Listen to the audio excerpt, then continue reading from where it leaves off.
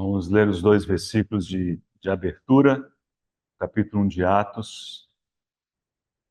Já usamos esses dois versículos para a primeira parte da mensagem, que foi um mês atrás, mais ou menos. Hoje a gente espera concluir. Atos, capítulo 1. Leremos dois versículos, o versículo 5 e o versículo 8.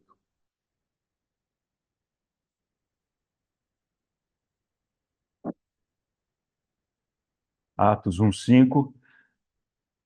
Porque João, na verdade, batizou com água, mas vós sereis batizados com o Espírito Santo não muito depois destes dias.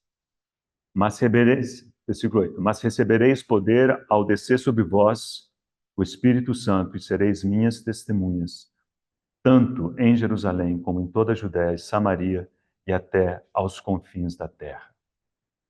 Somos gratos a Ti, Senhor, pelo tempo que tivemos diante da Tua mesa, uma lembrança tão importante, tão sublime, de que, Senhor, o caminho foi aberto. Senhor, não por qualquer coisa que tenhamos feito, não porque nós mereçamos. O convite do Senhor, vinde e comprai sem dinheiro. Essa é a nossa condição, Senhor. Nós não temos com que pagar.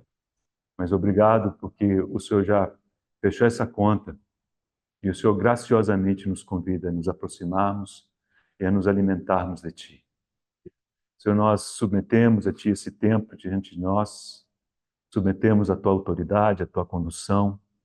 Pedimos que o Senhor nos ajude, que o Senhor fale ao nosso coração, que o Senhor traga luz, que o Senhor traga clareza, Senhor, instrução para cada um, que cada um saia daqui com a sua porção garantida. Senhor, nós dependemos de Ti. Oramos com gratidão em nome de Jesus. Amém. Temos considerado esses 4 textos de transição.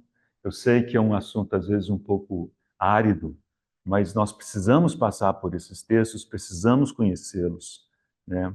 Porque são importantes no sentido de que eles nos contam como é que aprouve a Deus transitar, né? Fazer a transição do período do Antigo Testamento, em que o padrão do Espírito Santo, o envolvimento dele era um, para o período da igreja, né, que está bem descrito nas epístolas.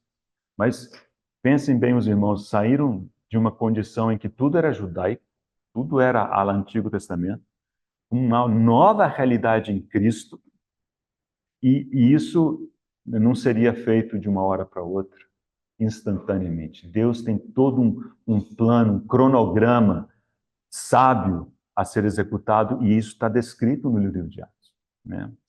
Então, nós queremos enxergar isso como história, né? Porque como ensinamento, para isso, nós precisamos remeter às epístolas, né? Entender como é que a palavra de Deus nos instrui a proceder. Então, os 4 textos de transição são Atos 2, Atos 8, Atos 10 e Atos 19, em termos de cidades. Jerusalém, Samaria, Atos 10 é Cesareia, Atos 19 é Éfeso, né? Então, Judéia no sentido mais central, depois expandindo para Samaria, depois expandindo um pouco mais, tocando numa cidade romana, mas que ainda estava em território, digamos, da Palestina, e por fim Éfeso, que é os confins, né, já uma cidade grega, já nos confins do mundo. Seguindo, como disse aqui o Senhor, né, como essa sequência, né, de abrangência, de expansão, e com um objetivo: sermos testemunhas do Senhor. E sereis minhas testemunhas. Só que como é que aquele grupo poderia fazer isso? Precisava receber poder, né? Poder no sentido de capacitação. Às vezes o poder, a gente fica com a impressão de que aquele negócio, né, o super-homem tem poder, né? Poder, eu consigo. Não, é muito mais no sentido de capacitação, ter a condição espiritual de executar alguma coisa. Esse é o poder. E como é que aprove a Deus conceder poder? Pelo Espírito Santo. Irmãos, não tem outro caminho, é esse.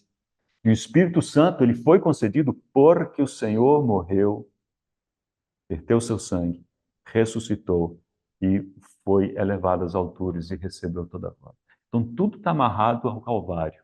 Mas após o Calvário, houve o Pentecoste. E esse é o caminho que Deus disse, olha, é assim.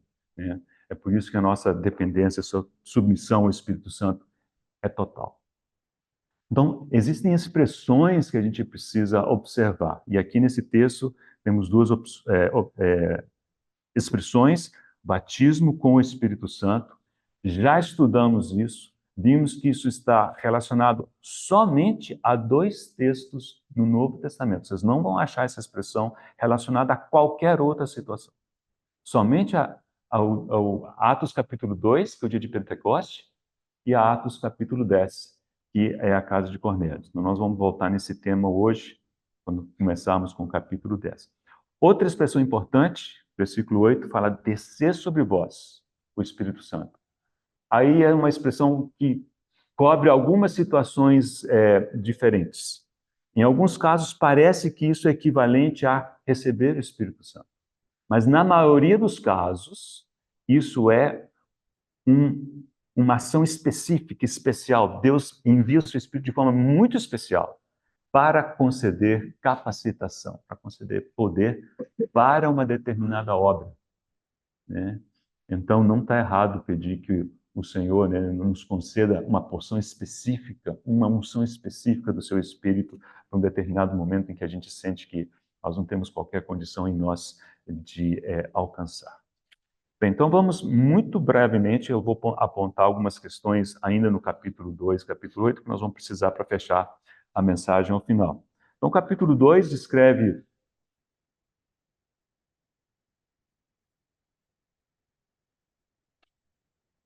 Está disputando atenção comigo, irmã.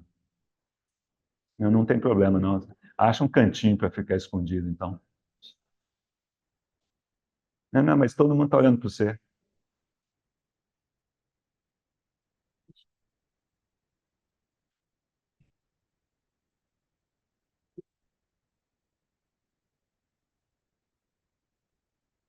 Então, vamos lá. Então, capítulo 2 é o dia de Pentecostes. E a primeira coisa que eu quero ver com os irmãos é quem são as pessoas envolvidas naquele dia. Isso é importante entendermos. Então, o capítulo 2 começa dizendo assim: ao cumprir-se o dia de Pentecostes, estavam todos reunidos no mesmo lugar. Pergunta: quem são esses todos? Perfeito. Então, nós vamos voltar ao capítulo 1, versículo 15. Veja o que diz. Naqueles dias levantou-se Pedro no meio dos irmãos, parênteses. Ora, compunha-se a assembleia de umas 120 pessoas. Então, ao que tudo indica, né, essas 120 eram os todos que estavam ali. Todos judeus. Tá? Então, vamos lá. Então, houve aquela moção, né, que quando o Espírito Santo veio sobre eles. E o versículo 5 explica alguma coisa importante, porque havia muita gente em volta, né, ouvindo, observando. Quem eram essas pessoas? Versículo 5 diz: ora, estavam habitando em Jerusalém judeus. Então, observe. Homens piedosos vindos de todas as nações debaixo do céu. Esse era o público ao qual Pedro se referiu na sequência do capítulo. Não somente isso, versículo 11. Tanto judeus como prosélitos. Prosélitos eram pessoas que não tinham origem judaica, mas que haviam se convertido ao judaísmo. Né? Oi? Versículo 11. Tanto judeus como prosélitos, cretenses e arábios. Né? Então, ou eram judeus ou eram prosélitos. Okay? Os prosélitos não eram exatamente considerados gentios, porque inclusive eles se submetiam à circuncisão. Okay? Esse é o evento do capítulo 2. E mais um versículo. Os irmãos lembram da pregação de Pedro. E aí aquelas pessoas ficavam assombradas, né? Porque houve sinais. E o sinal era sinal de... As pessoas começaram a falar em línguas, mas as línguas maternas daquelas pessoas todas. Eles entenderam. Eles perceberam o que estava acontecendo, mas era um milagre. Então, o que faremos? Foi a pergunta que eles fizeram no versículo 37 e no versículo 41. A explicação diz: então, os que lhe aceitaram a palavra foram batizados, havendo um acréscimo naquele dia de quase 3.000 pessoas. Naquele dia, observe o que está escrito ali, naquele dia. Que dia? É o dia de Pentecostes. Então, esse é o nascimento da igreja. As pessoas já criam no Senhor. Então, observe o seguinte: igreja não é um conjunto de indivíduos isolados, ainda que creiam no Senhor. É um conjunto de indivíduos que creram no Senhor, que foram fundidos para formar um corpo, que é o corpo de Cristo. E esse fundidos, a palavra que o Novo Testamento usa é batizados com o Espírito Santo. O Espírito Santo vem sobre eles e os batiza para dentro de um corpo. Parênteses. Vamos só abrir um versículo importante para entender isso. 1 Coríntios, capítulo 12, versículo 13. Use isso como definição, estaremos em terreno seguro. 1 Coríntios 12, 13.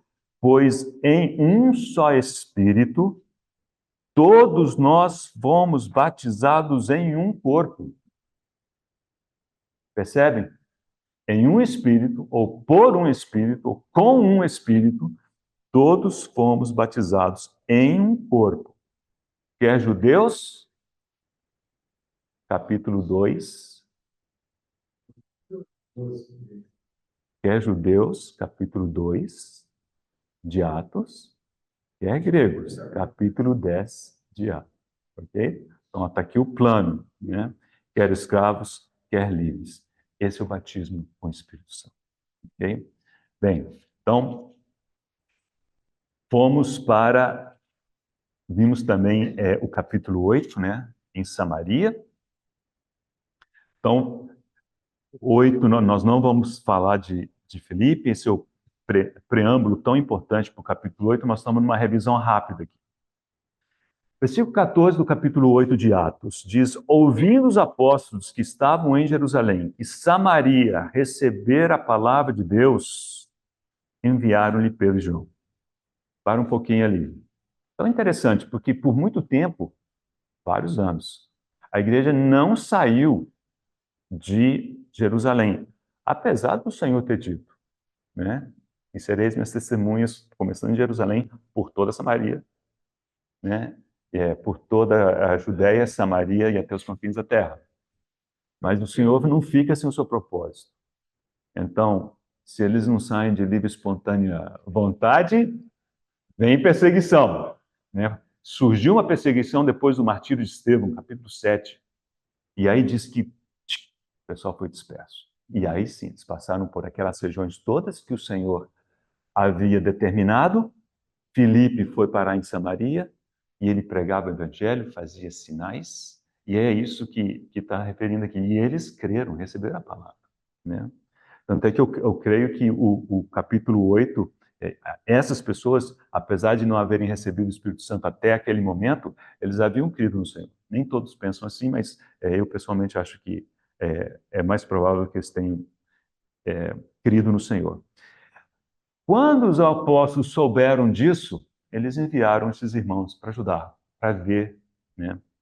E mais, versículo 15: os quais, descendo para lá, oraram por eles para que recebessem o Espírito Santo. Já haviam crido, não haviam recebido o Espírito Santo ainda.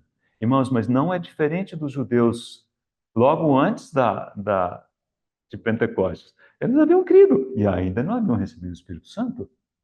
Eles precisaram ter o Pentecostes. Aqui foi, abre aspas, como se fosse o dia de Pentecostes para aqueles irmãos ali de Samaria. Okay? Eles não haviam ainda, porquanto não havia ainda descido sobre nenhum deles, mas somente haviam sido batizados em o nome do Senhor Jesus. Então, lhes impunham as mãos e recebiam estes o Espírito Santo. Essa é uma frase que eu preciso que vocês lembrem, vou voltar a ela. Eles receberam o Espírito Santo pela imposição de mãos.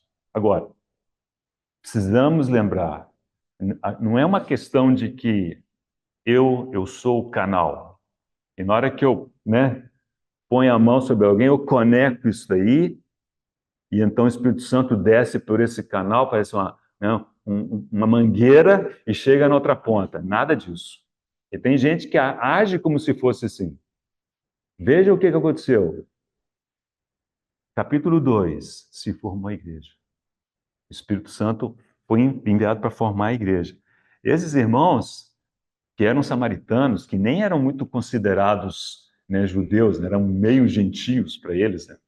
Capítulo 10 são totalmente gentios. Aqui é meio a meio. É como se os apóstolos dissessem, ao impor as mãos, havia uma íntima conexão, uma identificação. Vocês são um conosco. E aí eles receberam o Espírito Santo. Percebe? É essa atitude de dizer, nós somos um no Senhor. E aí eles receberam o Espírito Santo. Não é que eles tinham o poder de conferir o Espírito Santo a quem eles impusessem as mãos. Negativo. Tanto é assim que Simão, logo depois, ele olhou e falou assim, opa, eu quero isso também, né? Aliás, tem muito Simão por aí, né? Mas ali tinha um, pelo menos, esse daí. Aí foi fazer negócio com eles, me concedam esse poder. E a palavra de Pedro para ele foi brava, né? Foi uma repreensão firme. Falou, ó, não é assim não, você não tem participação nesse ministério. Né? Teu coração não é reto diante de Deus. Então, evento também transiente. Então, precisamos continuar expandindo. Agora sim, chegamos ao capítulo 10, que é o terceiro texto de transição. Esse nós passamos muito rapidamente quando falamos sobre o batismo do Espírito Santo, porque é o segundo e o último texto ao qual essa expressão é utilizada. Então, vamos ver o contexto. Capítulo 10, versículo 1. Morava em Cesareia um homem de nome Cornélio, centurião da corte chamada italiana. Se vocês estiverem olhando de frente para a Palestina, aqui desce o Rio Jordão, de acordo? Mar da Galileia aqui em cima, Mar Morto aqui embaixo. Do lado de cá é o Mar Mediterrâneo. Cesareia fica aqui na costa. Cesareia, para o próprio nome, né? Cesareia era uma cidade romana. Era a casa de governo de Roma na Palestina. Pilatos ficava lá. Ele só ia para Jerusalém nas festas, para ficar de olho, nos judeus. É por isso que nós o encontramos lá na Páscoa, em que o Senhor faleceu, morreu por nós, né? Porque ele foi lá ficar de olho. Então nós o encontramos em Jerusalém por isso. Mas ele morava lá, em Cesareia. E claro, então a Cesareia era uma cidade romana, era a cidade-governo. Né? E ali morava esse centurião, então alguém que ficava por conta de 100 soldados. E essa expressão, corte chamada italiana, dizem os entendidos que significa que os 100 soldados eram romanos. Que havia uns centuriões que ficavam sobre 100 soldados, e nem todos necessariamente eram romanos. Mas esse, quando chamava corte italiana, é porque 100% dos soldados eram romanos. Okay? Versículo 3. Este homem observou claramente durante uma visão, cerca da hora 9 do dia. Essa foi a hora em que o Senhor foi crucificado. A crucificação se deu, começou na hora 9. Eu vou só ler para os irmãos perceberem algo interessante.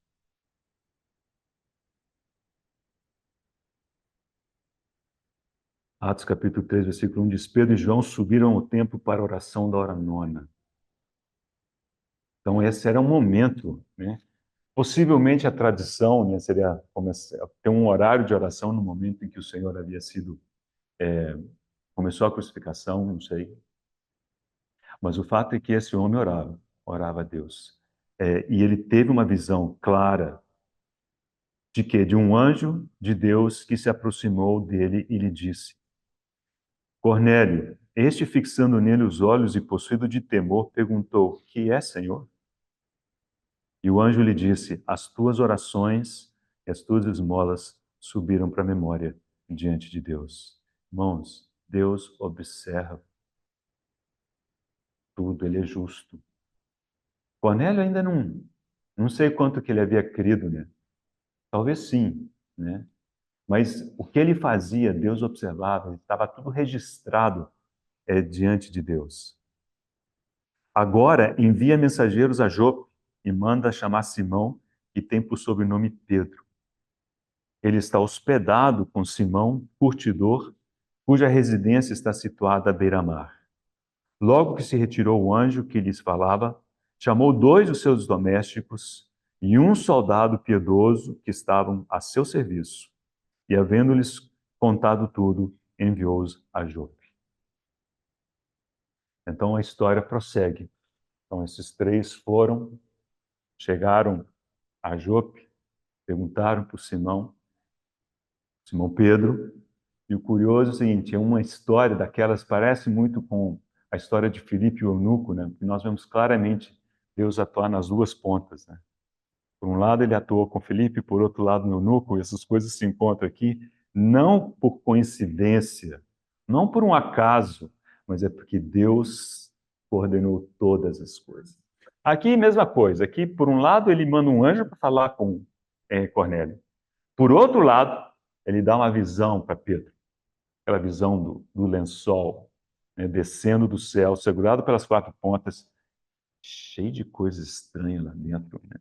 Bichos que os judeus consideravam impuros.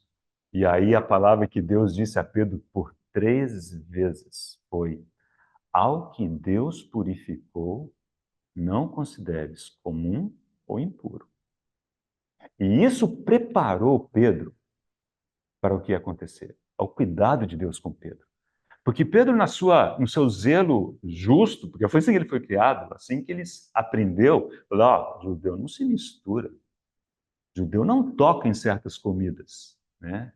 Mas Deus diz: olha, isso é passado, eu purifiquei. Irmãos, essa purificação foi possível graças à obra do Calvário. Depois daquilo, Deus tem direito de declarar o que quer que seja puro, por conta daquele sangue, né, que nos purifica de todo pecado. Então, lá vai Pedro, e aquilo, ele tentando, imagino eu, né, tentando fechar as peças na cabeça, mas assim, quando chegou, caiu a ficha, então é isso, né? Então, chegaram lá à, à, à casa de Cornélio,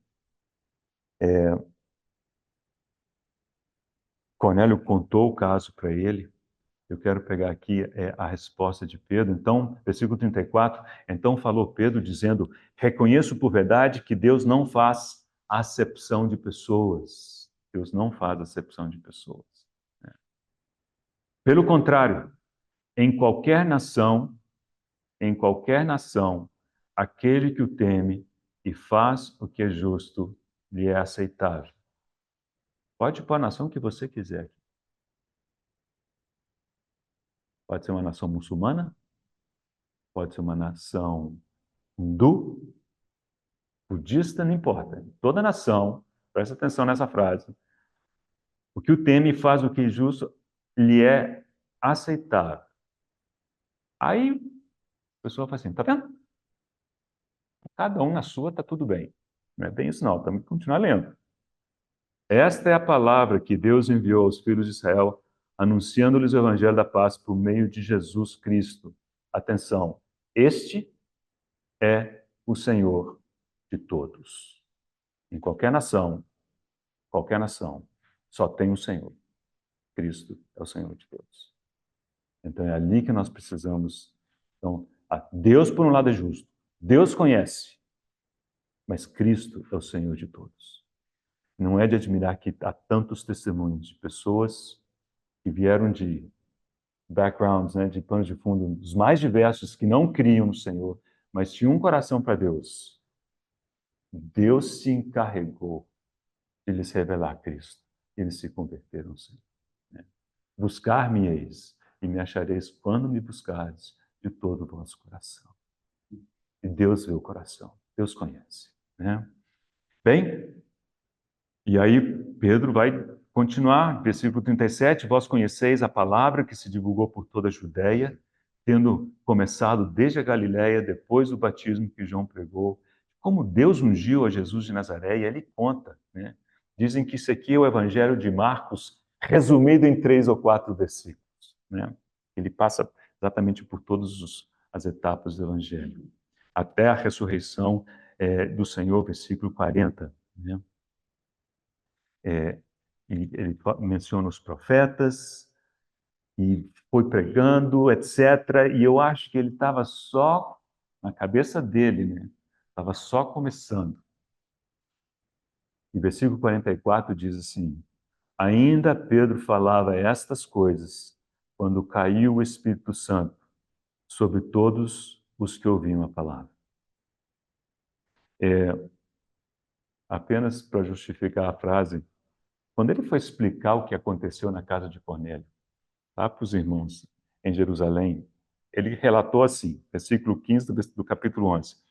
Quando, porém, comecei a falar, caiu o Espírito Santo sobre eles. Na cabeça de Pedro, ele estava só no início do sermão, né? Eu acho que ele ia discorrer já boas horas, né? Deus falou assim, não, vamos interromper essa história. E ele interrompeu enviando o Espírito Santo, né? E é o que aconteceu no versículo 44. Então, o Espírito Santo caiu, né, sobre todos os que ouviam a palavra. Interessante, não diz que sobre todos os que estavam ali, mas sobre todos os que ouviam a palavra. Se todos ouviram a palavra, então caiu sobre todos, né? E os fiéis que eram da circuncisão, ou seja, os que haviam ido com Pedro, que vieram com Pedro, admiraram-se, porque também sobre os gentios foi derramado o dom do Espírito Santo. Como é que eles souberam que eles haviam recebido o dom do Espírito Santo? O versículo seguinte explica. E aí nós entendemos o porquê de Deus ter agido daquela maneira. Pois os ouviam falando em línguas e engrandecendo a Deus. Então eles conectaram. Falei, opa, isso foi o que aconteceu lá em Pentecostes. Nós recebemos o Espírito Santo, eles também. Observem que eles não tinham um Novo Testamento disponível. Eles não tinham como saber por outras razões, por outros ensinamentos, que ao crer recebemos o Espírito Santo. Deus precisava confirmar essa ação. E ele o fez dessa maneira, né? Por meio das línguas e reproduzindo aquele cenário de forma que eles pudessem reconhecer e falar, opa, é a mesma coisa, né? Digo isso porque hoje a necessidade disso é outra, né? Em situações em que é necessário, sabemos que acontece. Mas em muitas situações não é mais necessário. E o fato de não acontecer não quer dizer que o Espírito Santo não tenha sido concedido, né? Olha que outra coisa interessante. Pois o haviam falando em línguas, engrandecendo a Deus. Como é que eles sabiam que eles estavam engrandecendo a Deus? Porque eles entenderam as línguas. Possivelmente, as línguas eram as línguas que se entendiam à época, muito como foi no capítulo 2. O capítulo 2 já diz explicitamente que os ouviram falar nas suas línguas maternas. Com base nisso, alguns entendem que sempre que o Novo Testamento se refere a línguas estranhas, é a línguas estranhas, mas existentes. E tem gente que defende isso a todo custo. Eu acho que não é só isso. Porque Paulo tem uma expressão que diz línguas de anjos. Então, acho que sim, há espaço para línguas que não são línguas de homens. Okay? O que não descarta o fato de que eu lembro de, de ter lido esse testemunho. Os irmãos lembram da história do irmão André, não André Cardoso, que é o irmão que levava em um fusquinha, levava Bíblias, né, contrabandeava Bíblias para a Rússia, não é? Porque aquilo era absolutamente proibido, né? Um dos testemunhos é que ele chegou lá e o guarda da fronteira, obrigado, fala, desce e vamos revistar, achar as Bíblias. E ele, apavorado, ele começou a orar a Deus. E ele percebeu, daqui a pouco, começou a orar em línguas. E orou, e orou, e orou. E quando ele terminou, o guarda tinha entendido tudo, se arrependeu e se entregou ao Senhor Jesus Cristo. Deve ter deixado ele passar, né? Imagino. Mas, irmãos, ele entendeu tudo o que foi dito. E ele jamais deve ter orado em russo, né? Deve ter pregado o evangelho em russo. Então, existem muitos exemplos assim, né? Então, isso é uma realidade. Mas também existem aqueles exemplos em que as pessoas tocam em línguas que não são conhecidas. Daí a necessidade da interpretação, né? Então, enfim, acho que nós não devemos descartar nenhuma coisa nem outra. Agora, precisamos entender, e esses textos nos ajudam, com que finalidade isso acontece. Deus sempre tem uma finalidade. Não é porque eu decida que vai acontecer, é porque acho que vai ser legal. Vai dar impacto. Né? Nada disso. Ou Deus move, ou é farra.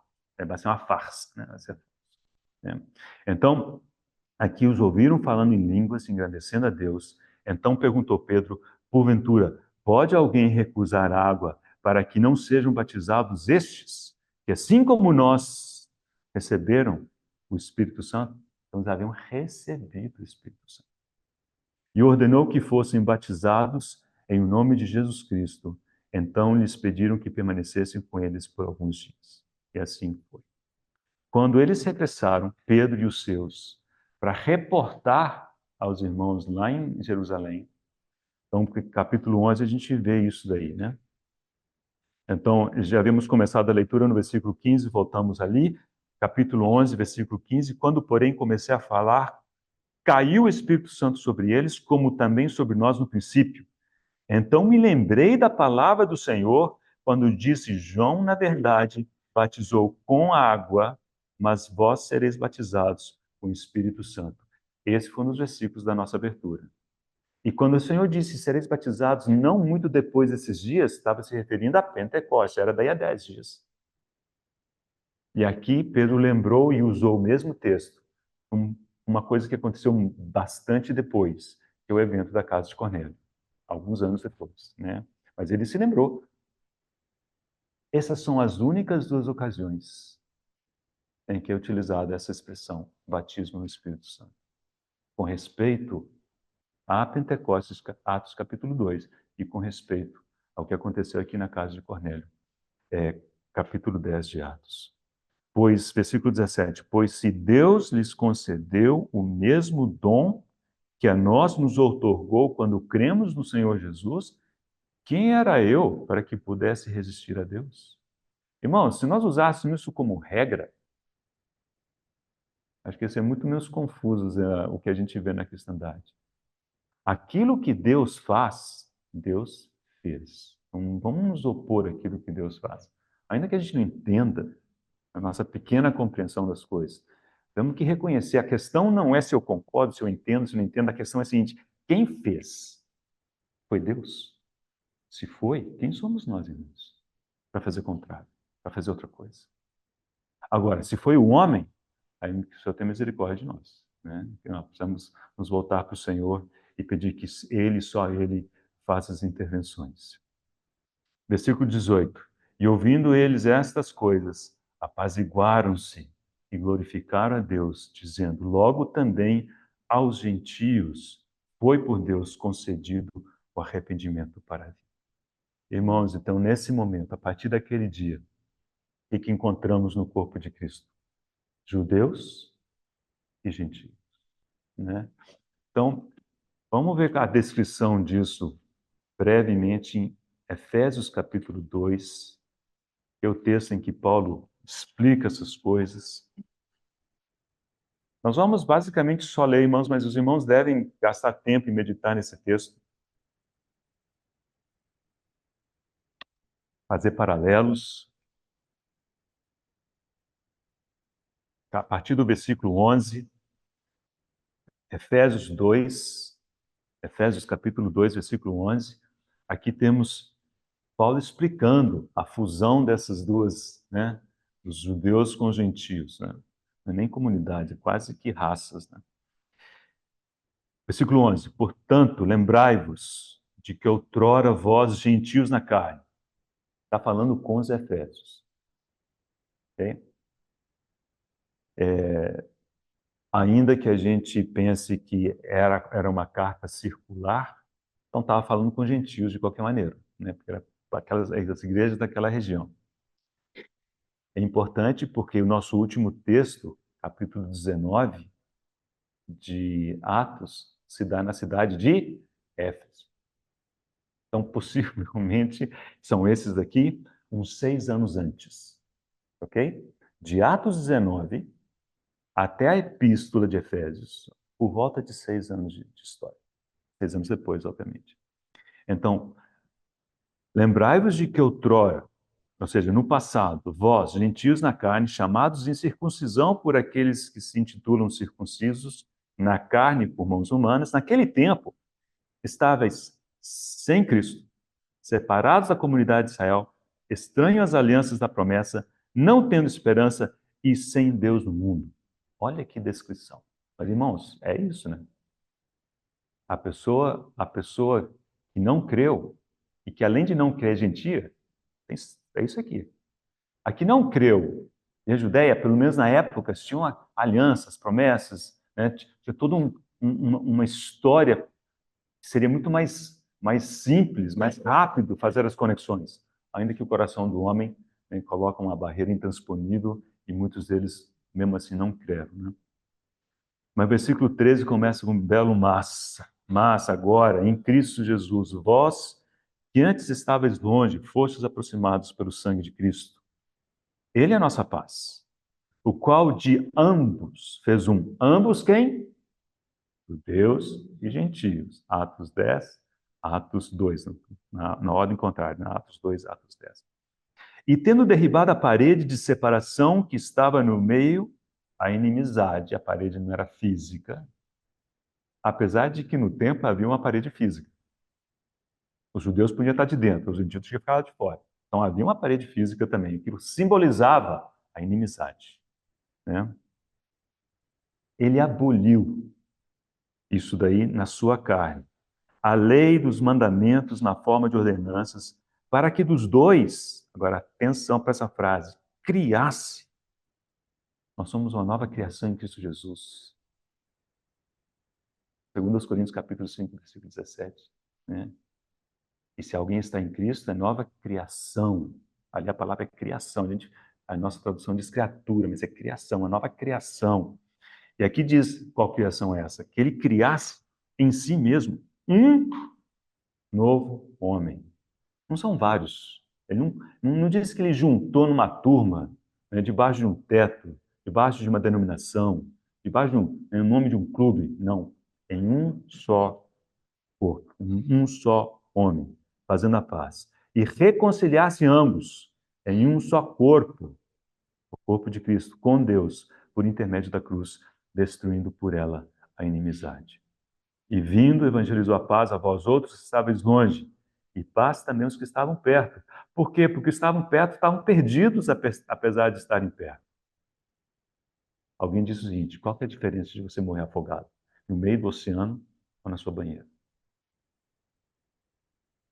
Tem aqueles que são criados no contexto da igreja, mas nunca creram. É como que se afoga, né, numa banheira. Existem aqueles que se afogam, nunca tiveram nada, né? Se afogam no meio do oceano.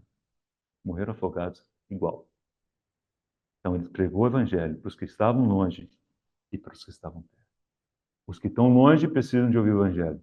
Os que estão perto também precisam ouvir o evangelho. Mas a gente fala com colegas, amigos, né? Ah, mas eu sempre crio, não sei o quê, eu cresci, mas pois é, mas escuta, você já creu? Você já creu? Qual que é a sua experiência de conversão? Pergunta para eles. Ele possivelmente precisa ouvir o evangelho. Os que estão longe e os que estão perto. E vindo evangelizou a paz a vós outros que estavais longe, e paz também aos que estavam perto. Porque por ele ambos temos acesso ao Pai em um Espírito. Assim já não sois estrangeiros e peregrinos, mas concidadãos dos santos, e sois da família de Deus. edificado sobre o fundamento dos apóstolos e profetas, sendo ele mesmo, Cristo Jesus, a pedra angular, no qual todo edifício bem ajustado cresce para santuário dedicado ao Senhor, no qual também vós juntamente estáis sendo edificados para a habitação de Deus no Espírito. Essa é a obra de hoje, edificação, mas com objetivo. O que diz aqui? Habitação de Deus no Espírito. Quando estamos juntos, se Deus nos tiver à vontade para habitar entre nós, então nós precisamos pedir misericórdia, Senhor. Né? Irmãos, essa é a história de Atos capítulo 10. Vamos para o nosso quarto texto, Atos capítulo 19. Daqui a pouquinho eu vou ler uma citação para os irmãos. Então, capítulo 19 de Atos. Agora Atos. Agora Éfeso já não está nessa região, né? Éfeso já está no que hoje é Turquia, né? Que penso eu, né? Éfeso, Turquia, no que a Ásia como que é? Menor? Acho que é isso mesmo. Região da Turquia. Depois vocês tiram dúvida com quem entende mais de mapa do que eu. Ok, vamos lá. Então, aconteceu que, estando Apolo em Corinto, daqui a pouquinho nós vamos fazer essa conexão, Paulo, tendo passado pelas regiões mais altas, chegou a Éfeso. E achando ali alguns discípulos, perguntou-lhes: recebestes porventura o Espírito Santo quando crestes? Ao que lhes responderam: pelo contrário, nem mesmo ouvimos que existe o Espírito Santo. Então Paulo perguntou: em que, pois, fostes batizados? Responderam: no batismo de João. Alguém pode perguntar: não, peraí, como é que esse tal de batismo de João foi parar lá em Éfeso? Nós temos uma resposta. Né? Você volta um pouquinho, capítulo anterior, capítulo 18, versículo 24. Nesse meio tempo, chegou a Éfeso, então a cidade é essa, chegou a Éfeso, um judeu natural de Alexandria chamado Apolo. É o Apolo com o qual começou o capítulo 19. Homem eloquente e poderoso nas Escrituras. Era ele instruído no caminho do Senhor e, sendo fervoroso de espírito, falava ensinando com precisão a respeito de Jesus, mas ele conhecendo apenas o batismo de João. Então, Apolo tinha, vamos dizer assim, essa deficiência, mas ele era eloquente, ele conhecia. Então, e ele estava lá em Éfeso, e ele instruiu, tanto que ele conhecia, eles foram instruídos assim, os discípulos ali foram instruídos da mesma maneira. Então, assim que entendemos, né, porque os discípulos ali tinham essa deficiência, esse conceito, faltava-lhes esse conceito, porque aquele que lhes havia instruído também não tinha esse conceito, e eles não tinham o Novo Testamento para consultar. Né? Então, isso explica um pouco o contexto, e aqui o texto diz que Apolo decidiu ir para Caia, né? Versículo 27. Querendo ele percorrer a Caia, então animaram-no os irmãos e escreveram aos discípulos para o receber. Então, enviaram ele para Caia. Capítulo 19 diz que ele está em Corinto. Corinto ficava na Caia. Então, realmente, ele saiu dali e foi para Corinto. Paulo, por sua vez, foi para Éfeso e aí ele encontrou os discípulos, né, que haviam ouvido, sido instruídos por Apolo, com essa deficiência. Né? Versículo 4. Disse-lhes Paulo: João realizou o batismo de arrependimento, dizendo ao povo que cresce naquele que vinha depois dele, a saber, em Jesus. Então, como ele dizendo assim, olha, vocês foram batizados nas águas, vocês foram batizados no batismo de João, mas o batismo de João não é um fim em si mesmo. João estava apontando para alguém que vinha após ele. O objetivo do batismo de João é crer no Senhor Jesus Cristo. Né? Aquele que vinha após dele, a saber, em Jesus.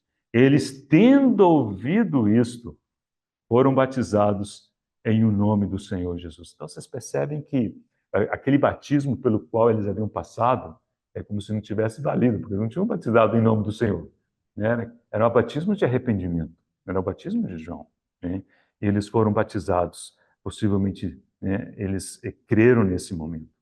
E tendo eles ouvido isso, foram batizados em nome do Senhor Jesus, e impondo-lhes Paulo as mãos, essa expressão eu preciso que vocês lembrem também, veio sobre eles o Espírito Santo.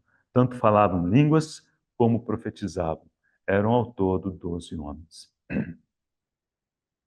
Irmãos, da mesma forma com que a minha impressão de que em Atos 8, aqueles discípulos lá de Samaria eram convertidos, não haviam recebido o Espírito Santo ainda, mas eram convertidos. A impressão que eu tenho aqui é que esses aqui não haviam crido no Senhor Jesus Cristo como Messias, como Cristo. E, portanto, essa era a razão por não terem recebido o Espírito Santo. Muitos irmãos fazem a seguinte observação. A maneira com que Paulo fez a pergunta é dizer o seguinte: se vocês creram, era para vocês terem o Espírito Santo. Como é que vocês não têm o Espírito Santo? Esse é o teor da pergunta de Paulo, né? Recebesses, porventura, o Espírito Santo quando cresces? Ou seja, vocês deveriam ter recebido o Espírito Santo quando vocês creram. Vocês não receberam?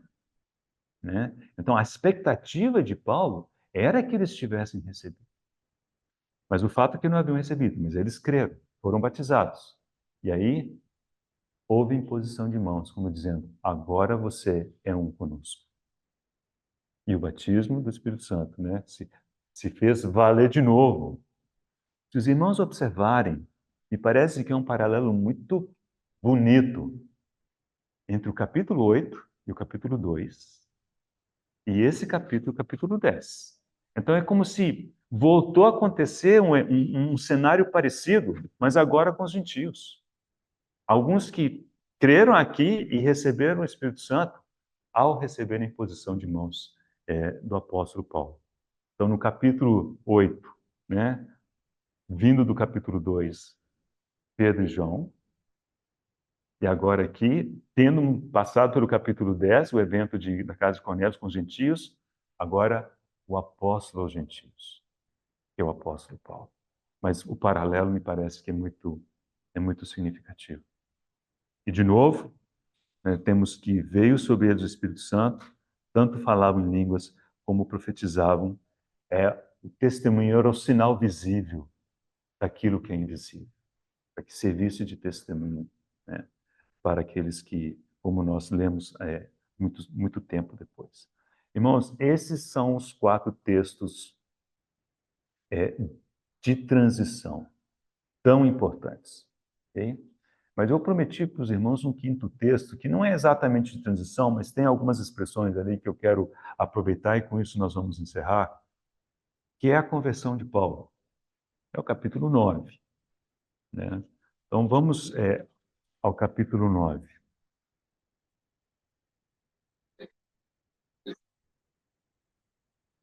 Porque aqui também temos menção ao Espírito Santo e algumas expressões que aparecem são relevantes, me parece. Capítulo 9, para pegarmos o contexto, vamos ler desde o começo. Saulo, respirando ainda ameaças e morte contra os discípulos do Senhor, dirigiu-se ao sumo sacerdote e lhe pediu cartas para as sinagogas de Damasco, a fim de que, caso achasse alguns que eram do caminho, assim homens como mulheres os levasse presos para Jerusalém. Seguindo ele estrada fora, ao aproximar-se de Damasco, subitamente uma luz do céu brilhou ao seu redor, e caindo por terra, ouviu uma voz que lhe dizia: Saulo, Saulo, por que me persegues?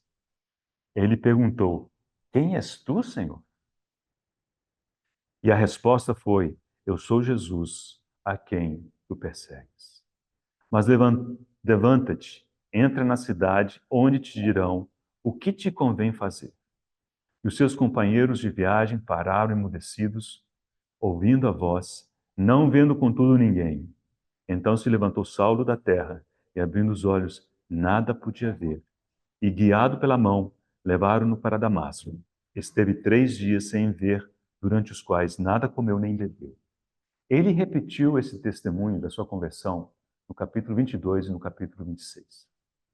E basicamente ele repete essa parte, né? No capítulo 2 ainda fala um pouquinho do que está para vir. Mas no capítulo 26 ele só fala dessa parte. Então, quando Paulo, em outras ocasiões, ele teve que falar da sua conversão, da sua testemunho de conversão, o que ele mencionou foi exatamente isso. Tá? Então lembre disso. Olha Deus trabalhando nas duas pontas de novo. Ora, versículo 10. Havia em Damasco um discípulo chamado Ananias. Disse-lhe o Senhor, numa visão, Ananias, ao que respondeu, eis-me aqui, Senhor. Então, de pronto, temos o contraste, né, da resposta de Paulo, alguém que até aquele momento não conhecia o Senhor, perseguia a igreja, dentro do zelo dele, entendimento dele, mas era perseguidor da igreja, mas não conhecia o Senhor. E Ananias, alguém que conhecia o Senhor. Quando o Senhor falou com Paulo, Saulo, Saulo, ele falou assim, quem és tu, Senhor? Eu não conhecia o Senhor. Mas quando o Senhor fala com Ananias, assim, Ananias, eis-me aqui, eis-me aqui. Como precisamos aprender a reconhecer o chamado do Senhor. Quando Ele pronunciar o nosso nome. E às vezes é aquele sussurro, né? A gente sabe que é o Senhor. E a nossa resposta seja sempre essa. Eis-me aqui. E lá vem o Senhor pedir uma coisa difícil para Ananias. Presta atenção. Então o Senhor lhe ordenou, dispõe-te. Olha Deus chamando a vontade do homem a se dispor. Isso não é natural nosso. Eu não acordo todo energético, né? Eu acordo assim, meio que arrastando. Tá? Dispõe-te, vamos lá, né? E vai à rua que se chama Direita, e na casa de Judas, procura por Saulo, apelidado Tarso, pois ele está orando. Ele estava orando. Irmãos, o Senhor já tinha cativado o coração dele. Ele começou a conhecer o Senhor desde aquele momento, né?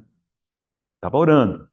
E viu entrar um homem chamado Ananias e impor-lhe as mãos, olha a expressão que nós precisamos fechar hoje, impor-lhe as mãos para que recuperasse a vista. Ananias, porém, respondeu, Senhor, de muitos tenho ouvido a respeito desse homem. Quantos males tem feito aos teus santos em Jerusalém, e para os quais trouxe autorização dos principais sacerdotes para prender a todos os que invocam o teu nome. Irmãos, Deus se agrada da verdade no íntimo. Nunca tenha medo de argumentar com o Senhor. Fala, Senhor, o Senhor quer que eu vá lá, mas misericórdia de mim, Senhor. Né? Eu vou ser o primeiro, o primeiro que ele vai aprender, mas o Senhor se agrada disso, o Senhor responde, o Senhor trata, né? Agora, tem uma coisa muito bonita aqui. Aqui tem essa frase, teus santos em Jerusalém. Como que você define isso? Como que você define os santos em Belo Horizonte? Os santos em Macaé? Como você define esses nomes? Todos que estão debaixo de uma placa, de um teto? A resposta está ao final do versículo 14. Todos os que invocam o teu nome naquele lugar. Esses são todos os santos. Invocam o Senhor, né? Os que creram no Senhor. Os que foram batizados para dentro daquele corpo. O corpo de Cristo. Por isso que Deus disse, o Senhor disse, por que me persegues? Ele poderia falar assim, mas Senhor, o que é isso? Eu estou perseguindo essa turma ali, né? O pessoal do caminho, né? Ele imaginava que eram, né, os hereges, seguindo a heresia. Essa era verdade. Chamava assim a heresia de Nazaré. Os que estavam no caminho, né? Era a heresia de Nazaré. Mas o Senhor falou com Ananias. Mas o Senhor lhe disse, vai, porque este é para mim um instrumento escolhido, para levar o meu nome perante os gentios e reis, bem como perante os filhos de Israel. Pois eu lhe mostrarei quanto lhe importa sofrer pelo meu nome. Irmãos, todos nós sofremos alguma coisa por causa da nossa fé. Mas É quase que inútil eu falar para o Vaguinho, falei, Vaguinho, tem que sofrer mesmo, tá doido? É isso mesmo? Não, aqui diz, eu lhe mostrarei o quanto importa. Quando o Senhor nos mostra o quanto importa que nós soframos por causa do seu nome, é outra história, né? E o Senhor nos mostre, olha, você está sofrendo, ele não desconhece isso, mas ele diz que tem um propósito, né? E às vezes a gente ouve isso de outras pessoas, seguramente não tem o mesmo impacto. Eu lhe mostrarei quanto lhe importa sofrer pelo meu nome. Então Ananias foi, entrando na casa, impôs sobre ele as mãos, dizendo: Saulo, irmão. Saulo já era irmão. Saulo se converteu antes desse momento, creio eu, que na estrada para Damasco, porque foi esse testemunho de conversão que ele deu perante Agripa. Foi ali, foi ali, não tenha dúvida. E aí, quando Ananias chegou, já chamou ele de irmão, logo de cara. Saulo, irmão. Mas tem um propósito, né? Veja lá. O Senhor me enviou. A importância de ter sido enviado não foi ideia dele, não foi iniciativa dele. O Senhor me enviou. O próprio Jesus que te apareceu no caminho por onde vinhas, para que recuperes a vista e fiques cheio do Espírito Santo. Imediatamente lhe caíram dos olhos como que umas escamas e tornou a ver. A seguir levantou-se, foi batizado e depois de ter se alimentado, sentiu-se fortalecido. Então permaneceu em Damasco alguns dias com os discípulos. Paulo recebeu imposição de mãos e no caso dele, ele já havia crido. Ele já havia recebido o Espírito Santo, então o texto aqui diz que a consequência foi outra. Ele ficou cheio do Espírito Santo. E o sinal, no caso de Paulo, não foram línguas, não foram profecias, mas foram aquelas escamas, como escamas, né, que eles caíram dos olhos, né? E deve ter sido uma cirurgia de catarata sem bisturi. Porque pulou, né? E ele voltou a ver, né? Então, quero terminar com a seguinte observação. E claro, irmãos, esse assunto de ficar cheio do Espírito Santo é um dos nossos assuntos pela frente, tão importante, que no caso de Paulo já começou logo ali, porque ele precisava ser cheio para o ministério dele, se vocês não continuarem lendo, começou logo ali, né? Ele teve ali uns dias, já começou, depois foi para a Arábia, ficou 3 anos, voltou, ele ficou realmente rendido ao Senhor desde aquele dia. Mas a observação é a seguinte: a questão da imposição de mãos, ela aparece em todo o Novo Testamento, inclusive nas epístolas, né? Mas a imposição de mãos conectada ao Espírito Santo, à pessoa do Espírito Santo, só aparece nesses 3 textos que nós temos. Não existe outro. Eu não encontrei. Pode procurar, se achar, me avisa, né? Capítulo 8, quando os apóstolos desceram e falaram para aqueles discípulos em Samaria, falei assim: vocês são dos nossos, né? Somos um em Cristo. Receber o Espírito Santo, né? Depois, o paralelo disso, né, no capítulo 19, Paulo impondo as mãos, né? Veio sobre eles o Espírito Santo.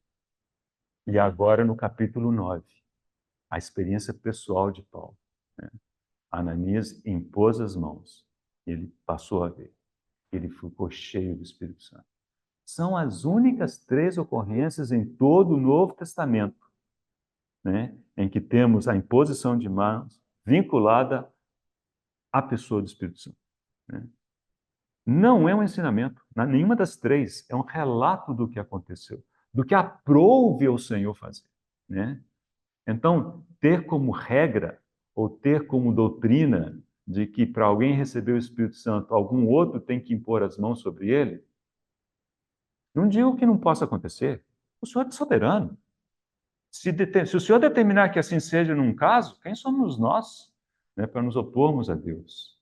No caso de Paulo, claramente Ananias diz assim: o Senhor, o próprio Jesus que te apareceu no caminho, me enviou, né, para que recupere essa vista. E o Senhor é cabeça. Ele faz como lhe aprove. Mas não existe, né, esse tem que ser assim. E às vezes a gente percebe que tem um pouco disso por aí, muita confusão, né? São as únicas 3 ocorrências em todo o Novo Testamento que temos a imposição de mãos vinculada à pessoa do Espírito Santo, né? Então, sejamos encorajados a andarmos com prudência, com sabedoria, conhecendo a palavra de Deus. Daí a importância, irmãos, de gastar tempo nesses textos, tem muita instrução, né? E é muito bonito ver como que o Senhor move, né? Ele move de cá, ele alcança o seu propósito. O Senhor não fica sem aquilo que ele determinou ficar, né? Quando ele entrou em Jerusalém, o pessoal falava Hosana, Hosana, Hosana, né? O pessoal ficou todo agitado, né? Não gastou daquilo, assim. E o Senhor disse, olha, se eles se calarem, as pedras vão clamar. Porque Deus diz, ele vai ouvir o Hosana, né? Ele não fica sem. Então, é o nosso privilégio nos dispormos nas mãos do Senhor, para que ele alcance, né, o que ele deseja alcançar em nós e também por meio de nós. Né? Que o Senhor nos abençoe. Somos gratos a Ti, Senhor, pela Tua instrução, pela Tua palavra. Ensina-nos, conforta-nos, guia-nos, Senhor. Traga clareza, Senhor, com respeito àquilo que é o Teu coração. Senhor, livra-nos de um entendimento, de um conhecimento meramente intelectual. Como, Senhor, nós precisamos tocar nas realidades espirituais, experimentarmos de forma subjetiva, na nossa experiência, tudo aquilo que o Senhor determinou que assim fosse. Dá-nos corações abertos, dispostos, Senhor, sedentos, ávidos pelo Senhor. Ensina-nos, Senhor, a ouvir a Tua voz, especialmente quando o Senhor sussurrar o nosso nome, que possamos prontamente atender. Em nome de Jesus oramos. Amém.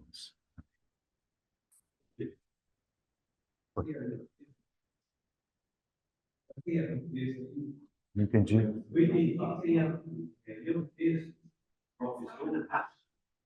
Perfeito, irmão. Você entendeu muito bem. Era isso mesmo. É com respeito ao que aconteceu em Éfeso. O texto é do Austin Sparks. Ele diz assim: Paulo ordenou-lhes que fossem batizados em nome do Senhor Jesus, impôs suas mãos e o Espírito Santo foi concedido, veio sobre eles. Essas duas coisas vão juntas. Isso mostra que a união com Cristo envolve receber o Espírito.